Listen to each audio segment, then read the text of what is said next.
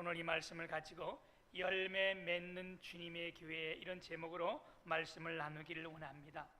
오늘 말씀 우리가 읽진 않았지만 이 뒤에 15장 17절에 보게 되면 16절에 보게 되면 너희가 나를 택한 것이 아니요 내가 너희를 택하여 세웠나니, 이는 왜냐하면 그 말씀이요 너희로 가서 열매를 맺게 하고 또 너희 열매가 항상 있게 하여 내 이름으로 아버지께 무엇을 구하든지 다 받게 하려 함이라.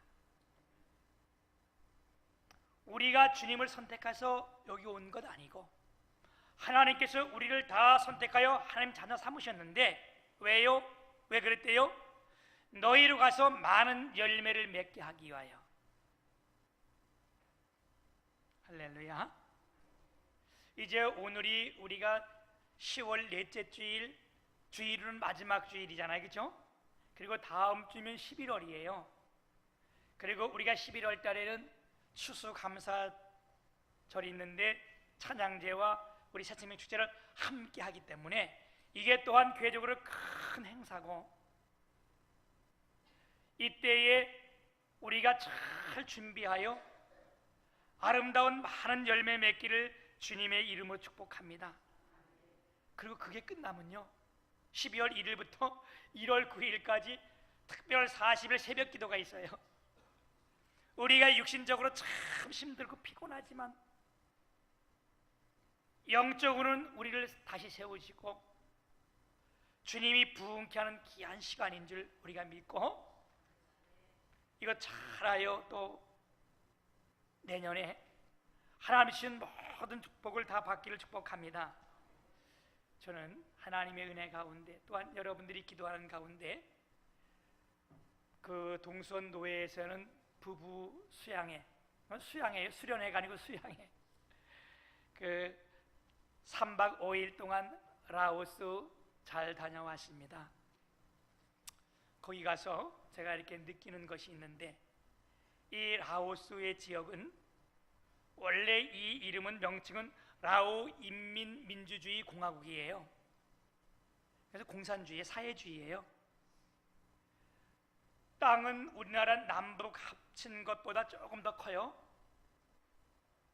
그리고 여기는 사시사철 따뜻한 나라예요. 열대지방이라. 그런데 뭐 거의 평지가 많고 산골 지역도 있긴 있는데 인구는 670만에서 700만. 우리나라 서울 인구보다도 작아요. 그러니까 부자들이겠잖아, 그죠? 이런 넓은 땅을 다 차지하고 얼마나 큰 부자겠어, 그죠? 그런데 이 나라는 참 가난해요. 그 가난한 이유가 있습니다. 여기가 60%가 불교고 또 30몇 프로 정도가 불교와 애니미즘이 혼합된 이교. 그래서 그들은 즉 불교를 90%가 불교라고 그러는데 사실은 이제 뭐 이게 혼합된 종교들이 많이 있고 그래요. 제가 거기서 보면서 이해 안 되는 거 하나 있었어요. 이들이 왜 이렇게 가난할까? 그런 나라의 GDP가 1인당 3,000불 정도밖에 안 됩니다. 이 사시사철 따뜻한 나라에서 농사를 지면 사모작까지 가능한 나라인데, 거기가 내륙지방이에요. 그 아시아에서 유일한 내륙지방인데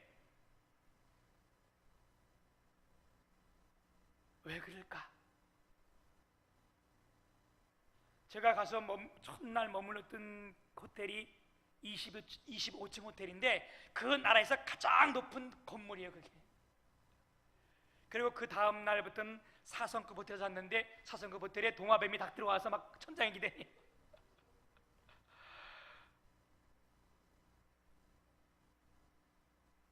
여러분, 이유가 뭘까요? 나라도 크고 사시설 따뜻하고 사람도 얼마나 순박한지 몰라요? 그런데 왜 이렇게 가난할까요? 그 이유는 열매를 맺지 못하기 때문에 그렇습니다.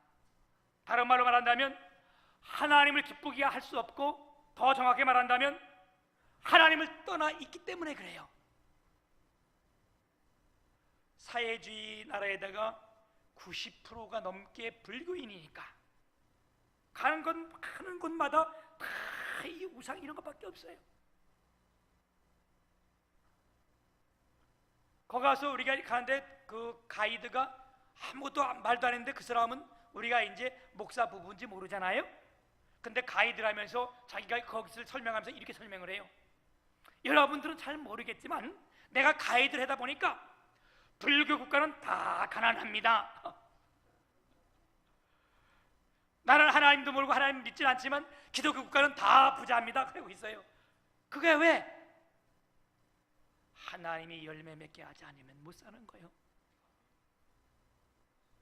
사랑하는 여러분, 우린 주님 안에 있잖아요. 우리가 잘 준비해서 아마 10월 달부터 찬양제 때는 다 준비하고 있잖아요.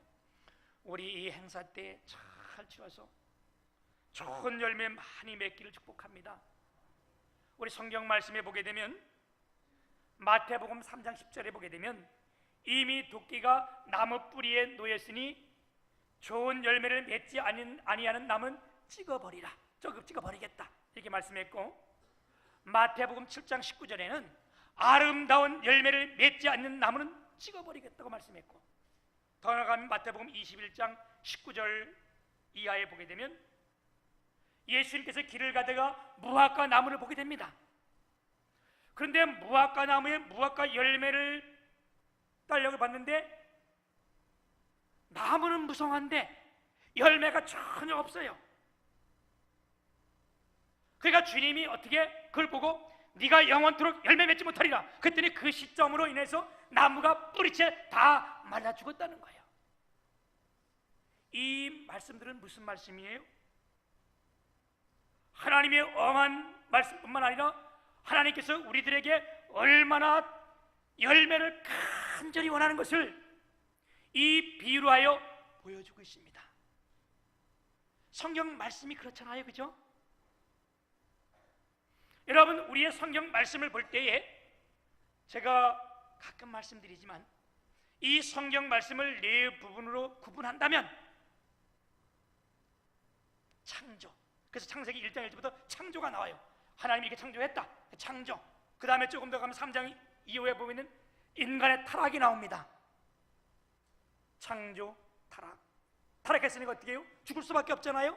네가 따먹는 영혼이 죽으리라. 이래서 다 죽어야 되는데, 그래서 어떻게? 구원, 구속. 그 다음에 심판. 성경을 이 성경을 두 나로 나눈다면 신약 구약 이렇게 나눌 수 있지만 세부적으로 네 부분으로 나눈다면 창조, 타락, 구속, 심판 이렇게 나누는 거예요. 그래서 맨 처음에 창세기, 맨 마지막 계시록이 여러분 심판이에요. 그런데 창세기 1장 조금 지나가면 3장 타락이 나고 이후로 계시록까지 이 많은 부분이 다 구원에 관한 이야기요. 구속. 하나님이 어떻게 우리를 구속했으며 하나님이 어떻게 우리를 사랑했으며, 그래서 오늘 말씀도 이 비유도 다 하나님께서 어떻게 우리를 사랑하시는가, 어떻게 우리를 구원해 가는가, 여기에 관한 문제예요. 그래서 우리가 달란트 비유도 봤잖아요. 그게 다 뭐예요? 하나님께서 우리에게 무엇을 요구하시며 우리를 어떻게 사랑하시는가, 어떻게 구원하시는가, 이런 부분들 아니에요. 이거 같은 맥락에서 오늘 우리가 보면 이해가 더 잘 됩니다. 누가복음 13장에 보게 되면 여러분 6절에서 9절까지 보게 되면 무화과 나무의 비유가 나와요. 이것도 비유예요. 무화과 나무를 어디다 심었다고? 포도원에 무화과 나무를 심었는데, 심은 이유가 왜요? 양질의 좋은 열매를 얻기 위해서. 무화과 나무는 포도원에 심는 나무가 아니에요. 이건 하나님의 큰 은혜 선택이에요. 다른 말로 말한다면 이게 무슨 말인가 하면 우리는 하나님이 택한 백성들이 아니에요. 그런데 어떻게 아까 말씀드렸지만 너희가 나를 택한 것이 아니에요. 내가 너희를 택하여 세웠나니. 하나님께서 우리를 선택하여 여기에 오게 했다는 거예요. 이유는 뭐냐? 양질의 좋은 열매를 맺기 위해서. 그래서 이 무화과 나무를 포도원에다 심고 주인이 1년도 와보고 2년도 와보고 3년도 와봤는데 인연도 와보고 그러니까 욕하는 것 같은데 아니, 그게 욕이 아니고 열매를 맺지 못하니까 주인이 화가 난 거예요. 왜? 목적이 안 맞잖아요. 그래서 찍어버리려 했더니 간언지기라는 거 말하는 건 비유잖아요. 예수님이잖아, 그죠? 주인님, 한 번만 더 봐주세요. 내가 이 나무 주위를 두루 파고 거름을 주고 거기다가 물을 줘서 그래도 맺지 않으면 그 다음에 찍어버리세요.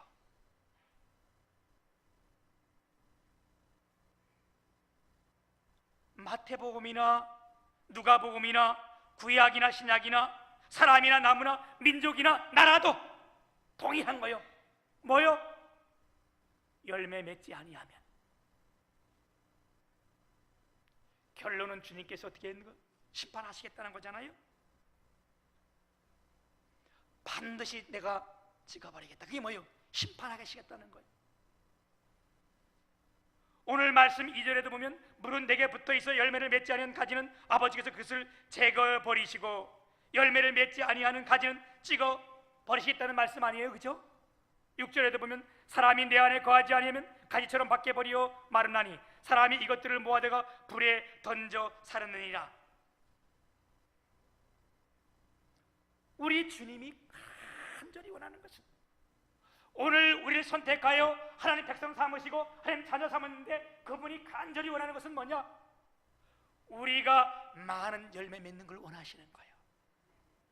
이분이 원하는 것은 뭐냐? 우리가 마태복음 13장에 보게 되면 비유가 나오는데 주님이 뭐라고 말씀하세요? 내가 100배, 60배, 30배의 열매를 거두겠다는 거예요. 우리 주님이 우리를 통해 원하는 것은요 100배, 그것은 많은 열매잖아요, 그죠? 많은 열매를 원하고 그것도 안 되면 60배까지, 그것도 안 되면 최소한 30배까지는 내가 다 원한다는 겁니다.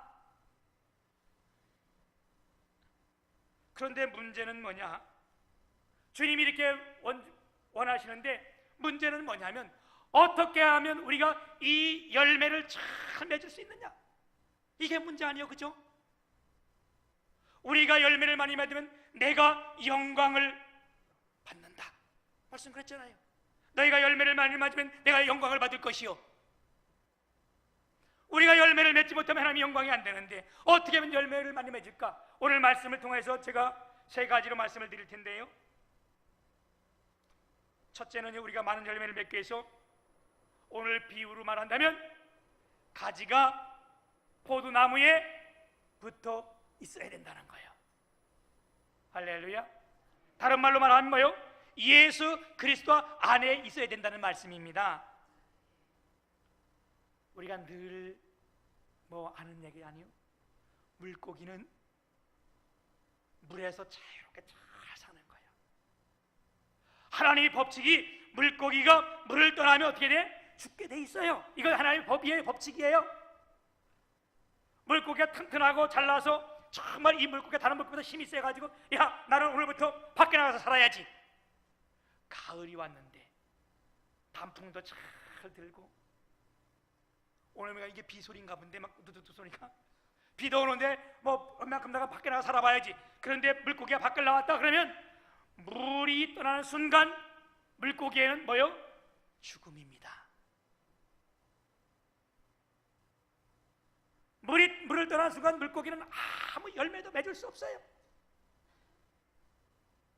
마찬가지로 예수 믿는 우리는 하나님을 떠나서는, 다시 말하면 우리가 교회를 떠나서는 아무것도 할 수 없는 거예요. 나무가 가지에 붙어 있듯이 우리가 그리스도 안에 있을 때, 교회 안에 있을 때에, 하나님 말씀 안에 있을 때 우리는 열매를 맺을 수 있습니다. 그래서 주님이 2000년 전에 이 땅에 오셔서 우리를 대신하여 십자가 지시고 돌아가셨잖아요. 너희가 이것을 믿으면 내가 하나님의 자녀가 되리라. 우리가 이것을 믿었기에 우리가 주님 안에 있는 거 아니겠어요? 그죠? 주님은 우리에게 말씀했잖아요. 내게 오라. 수고하고 무거운 짐진 자들아 다 내게 오라. 내가 너희를 쉬게 하리라. 죄인도 와야 되고 주님 앞에 와야 되고, 우리 주님 앞에 있으면 하나님께서 우리를 열매를 맺게 해주시는 거예요. 제가 그 라오스 가서 쭉 그러니까 가는데 5시간, 오는데 5시간 비행기. 거기서 120km 가는데 버스 타고 5시간, 오는데 5시간. 그러니까 꼬박 탄 거만 비행기하고 버스 하면 다른 거 말고 요 긴 거만 20시간. 근데 그 가운데서 단 하나도 십자가 하나 본 것이 없어요. 교회가 우뚝우뚝 서 있고 교회가 중심이 된 나라들은 다 잘 삽니다. 왜요? 하나님께서 축복하지 않으면 우리가 잘 살 수 없기 때문에 그런 거 아니겠어요? 그렇죠? 우리가 주님이 우리를 품어주시면, 주님 품 안에 있으면 우리가 편안하고 잘 사는 거예요. 그게 오늘 뭐라고 그랬어? 그게 가지가 나무에 붙어 있다는 거예요. 예수 그리스도 안에 있을 때에. 제가 어릴 때 우리 집은 시골 살아가지고요, 닭을 얼마나 많이 길렀는지 몰라. 그러니까 시골에는 내가 가면서 아주 정감이 있었던 것이 뭐냐, 옛날에 우리 살던 집이랑 비슷한 거예요. 거기가 다 울타리도 없고 집도 이렇게 걸 정도고, 그냥 뭐 있으면 닭하고 거기 사람 차 타고 지나가면 닭, 돼지는 못 봤고 닭, 소, 거기 소가 안 크고 이만큼 하더라고요. 닭, 소, 개, 사람 같이 사는 거예요. 그냥 연합해 같이 있어. 같이 얼마나 친하게 지내는지도 몰라. 우리 어릴 때 그랬잖아요. 우리 집도 닭이 많이 있었는데 보통 하루에 닭 알을 20개, 25개 이렇게. 그런데 옛날에는 시골이 닭이 매일마다 난 게 아니고 어떤 닭은 이틀에 한 번씩 나오고, 그러니까 닭 수가 굉장히 많잖아요. 그죠? 그건 다 유정란이잖아요. 함께 막 길러가지고. 그럴 때인데 내가 참 그때 너무 신기했던 것이, 우리 아버지가 나보고 물어보는 거야. 닭 큰 암탉 하나가 없어졌다는 거야. 찾아봐라. 근데 어디 가서 찾아 그걸. 근데 한참 지났다, 한 20여 길 지났는데 그 닭이가 그 당시 이제 막 겨울이 막 올 때예요. 지금도 기억나는데 뭐 꾹꾹꾹꾹 나오는데 병아리가 10마리 노란 게 쭉 따라 나오는 거예요. 이게 지가 알을 낳고 품어가지고 병아리가 나온 거예요. 난 이해할 수가 없었어요. 너무 신기했던. 아니 어떻게 닭이 알을 품었는데 이게 생명이 되고 부화돼서 병아리가 나오냐? 이게 너무 신기했고요. 이걸 옛날 일이고 그냥 내가 있던 일이고, 내가 지금 깨닫는 것이 하나님 말씀 믿고 깨닫는 게 그거예요. 그렇지, 닭도 알을 품으면 생명이 되고 변화돼서 병아리가 되는데, 하나님이 우리를 품으면, 할렐루야, 우리가 주님 품 안에 있으면, 여러분 사람이 변화되는 것은 어떻게 변하냐? 사람이 생명이 사는 것은 뭐냐? 주님이 그랬잖아요. 네가 나와 들으라, 그럼 네가 살리라. 주님 품으면 우리가 살고 변화되는 거예요. 그래서 어떻게 해요? 우리가 그리스도 안에 있어야 돼요. 주님 품 안에 있어야 돼요. 닭이 알을 품듯이 주님이 우리를 품으면 생명이 되고 변화가 되고, 할렐루야. 주님도 그런 말씀 하셨어요. 내가 암탉이 병아리를 품같이 내가 너희들을 품었으며, 할렐루야. 독수리가 날개치며 날고치 내가 너희를 얹고 왔느니라. 두 번째는요, 우리가 많은 열매를 맺기 위해서는 어떻게 해요? 말씀 가운데 있어야 된다는 거예요. 말씀을 먹어야 된다는 거예요. 이 말씀은 오늘 비유로 말씀할 때 뭐라 했어요? 가지가 나무에 붙어 있고, 이 나무는 어때요? 포도나무 되어 있어요? 이게 뿌리를 쭉 뻗치고 있잖아요.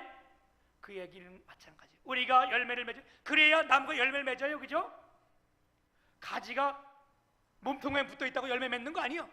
그 나무가 어떻게 쭉 하고 뿌리를 뻗고, 그 뿌리가 어떻게 물을 빨고 양분을 다 땡겨들여야 그게 열매를 많이 맺는 것처럼, 오늘 그 비유를 설명해 주는 거예요. 우리 가운데. 여러분, 우리가 말씀이 우리 가운데 역사할 때에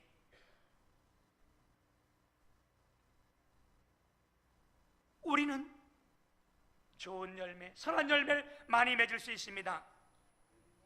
그래서 오늘 6절에 그런 말씀했잖아요. 뭐라고 말씀했어요? 사람이 내 안에 거하지 아니하면 가지처럼 밖에 버려 마르나니 사람들이 그것을 모아다가 불에 던지니라. 7절 보면 너희가 내 안에 거하고 내 말이 너희 안에 거하면 무엇인지 원하는 대로 구하라. 이게 뭐예요? 내가 너희가 내 말이 너희 안에 거하면, 이게 우리가 말한다면, 이 나무로 말한다면 뿌리가 뻗쳐서 양분을 오듯이 하나님께서 우리에게 말씀이 이런 양분이 된다는 거예요. 여러분 믿으세요?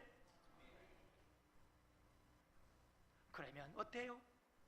철을 따라 열매를 맺으며, 아까 우리가 이 말씀을 읽기 전에, 예배 드리기 전에 제가 말씀 한 구절 읽어드렸잖아요. 복 있는 사람은 악인의 길을 쫓지 아니하며 죄인의 길에 서지 아니하며 오만한 자의 자리에 앉지 아니하고 오직 여호와의 말씀을 주야로 묵상하는 자로다. 이게 복 있는 자라는 거예요. 복 있는 사람은 다른 비유로 말한다면 우리는 가지잖아요. 몸통에 붙어 있고 그 나무에 붙어 있고 그 뿌리는 쭉 뻗어서 어떻게 말씀에 붙어 있으면 이게 복 있는 사람 아니에요? 그런 자에게 뭐라고 말씀했어요? 하나님께서 그는 시냇가에 심은 나무가 씨를 쫓아 열매를 맺으며 그 잎사귀가 마르지 아니한 같이 네 만세가 다 형통하리로다. 우리가 주님 안에 있고 교회 안에 있고 하나님의 말씀이 우리 가운데 있으면 어떻게 해요? 우리가 열매를 많이 맺고 다 형통하겠다는 거예요. 할렐루야. 그리고 세 번째 우리가 열매를 많이 맺는 비결은 뭐라 그래요? 사랑 안에 거하라고 말씀하고 계세요. 오늘 말씀해 보게 되면 9절 10절 아버지께서 나를 사랑하신 것 같이 나도 너희를 사랑하였으니 나의 사랑 안에 거하라. 내가 아버지 계명을 지켜 그의 사랑 안에 거하는 것 같이. 이제 우리가 사랑 안에 거하라 그랬는데, 사랑하는 여러분, 우리가 이제 이 중요한 것은 뭐냐? 이 가운데 매개체가 사랑이라는 거예요. 근데 오늘 말씀하시는 사랑은 여러분 우리가 조금 더 깊이 있게 말씀을 볼게요. 겉만 보지 말고요.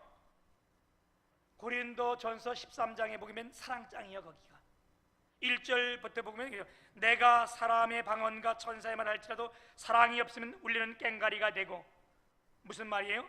내가 사람의 방언과 천사의 말을 할지라도 사랑이 없으면, 이 말이 무슨 말씀 같아요? 정말 말 잘하는 사람이 있어요. 그 말이 사람의 방언과 천사의 말 같다 할지라도 사랑이 없으면 이게 다 울리는 꽹과리인 거예요. 그 사랑이 뭐냐? 오늘 여러분 말씀에 딱 비유해 보면 뭐예요?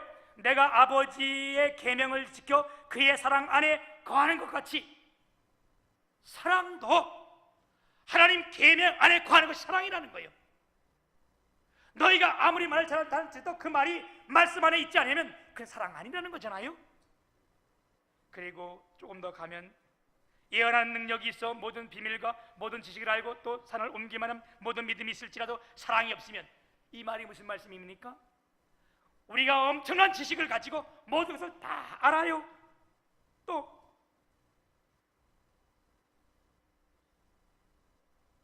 모든 비밀을 안다는 거, 남이 모르는 거 다 알고 있어. 그럼 우리가 얼마나 높이 올라갈 수 있겠어, 그죠? 그런다 할지라도 사랑이 없으면, 네가 계명이 없으면 이 얘기 아니에요? 하나님 말씀 안에 거하지 않으면 이 이야기 아니에요? 우리는 단지 그냥 뭐 사랑이 이 일인데, 여러분 사랑도 질이 있고 깊이가 있고 높이가 있는 거예요. 오늘 이 말씀하실 때 네가 사랑이 없으면 그 말은 하나님의 계명대로 하는 것이 이게 진짜 사랑이라는 거잖아요. 그리고 또 말씀하실 때 내가 있는 모든 것으로 부지하고 내 몸을 불사른 데 내어줄지라도 사랑이 없으면 네게 아무 유익이 없느니라. 네가 네 몸을 다 내보내주고 다 희생한다 할지라도 그게 그리스도 안에 하나님 말씀 계명 안에 있지 않으면 그거 아무 쓸데없는 거라는 거잖아요. 할렐루야. 그래서 우리가 많은 열매를 맺는다면 그 사랑이 뭐냐? 계명을 지키는 거, 계명 안에 있는 거, 그게 진짜 사랑이라는 거잖아요. 사랑하는 여러분, 오늘 이 요한복음 15장 13절에서는 이렇게 말씀했어요. 사람이 친구를 위하여 자기 목숨을 버리면 이보다 더 큰 사랑이 없느니라. 이게 내가 친구라서 사람을 죽으면 이 사람, 저 사람이 잘못했는데 내가 죽었다, 이 큰 사람, 이렇게 보면 안 되잖아, 그렇지? 여러분, 성경 그렇게 보면 이거 완전 오도 아니에요. 이 사랑은 뭐요? 희생을 말하는 거예요. 내 희생이 없으면 이건 정말 사랑이 아니라는 거예요. 여러분, 가정을 사랑하기 때문에, 우리 부모들이 그렇게 희생하기 때문에 그게 사랑 아니에요? 여러분, 교회를 사랑하면 어때요? 내가 말로만 교회 사랑한다, 뭐 한다, 이거는 사랑이 아니라는 거예요. 그건 다 내게 유익이 없다는 거예요. 그래서 어떻게 한다고? 네가 희생이 돼야, 교회를 위해 희생이 돼야 그게 진짜 사랑이라는 거 아니에요? 여러분, 너도 살고 나도 살고, 이게 지금 우리가 상생이라서 막 이렇게 얘기했잖아요, 그죠? 그건 맞아요. 너도 살고 나도 살고, 이거 잘 사는 거예요. 그런데 기독교에 말씀하는 사랑은 이보다 한 단계 더 높습니다. 수준이 굉장히 높아요. 하나님 말씀은 그게 진리고, 그래서 그게 뭐예요? 어떤 단계예요? 너는 살고 나는 죽고. 이게 기독교의 아주 고차원적 사랑인 거예요. 너도 살고 나도 살고. 기독교는 그게 아니에요. 너는 살고 나는 죽고. 근데 이게 여러분 진짜 들어오면 너도 살고 나도, 이게 잘 안 돼, 그지? 싸움을 했는데 한 사람 죽지 않으면 싸움이 끝나, 그지? 똑같이, 그지? 근데 내가 죽으면 아무 되는데 사는 거 아니에요, 그지? 내가 죽고 아내가 살고, 내가 죽고 남편이 살고, 그러면 그 가정은 아주 행복한 가정이에요, 그죠? 그럼 그런 가정은 열매를 주렁주렁 맺는 거예요. 이게 사랑인데, 사랑이 여러분 그냥 우리가 말하는 이런 사랑이 아니에요. 그 사랑은 내가 아버지를 사랑한 내가 하나님을 사랑한 것처럼, 하나님이 나를 사랑한 것처럼 내가 이 계명 안에 거며 이 사랑 안에 내가 있느니라. 그래서 우리가 죽으면, 내가 죽으면 가정에서도 교회에서도 많은 열매들을 맺는데, 내가 희생되어 여러분 가정이 환해지고, 우리가 희생되어 죽어서 교회가 크게 부흥되기를 축복합니다. 아무쪼록 오늘 10월 마지막 주를 보내는데, 우리가 주님 안에 거해서 하나님 말씀으로 나를 누르고 이 계명을 우리가 간직함으로, 여러분이 이 비유 얘기를 말씀 안에 들어오면 세 가지예요. 하나님 안에, 그리스도 안에, 말씀 안에, 계명 안에, 이 뜻이에요. 이게 얼마나 참 성경이 고차원적이에요, 그죠? 아무쪼록 여러분, 이제 한 해를 얼마 마무리가 안 남았는데, 정말 우리가 주님 안에 아름다운 열매를 잘 맺고, 여러분 가정이 풍성하게 넘치도록 하나님께서 큰 은혜 주시기를 축복합니다.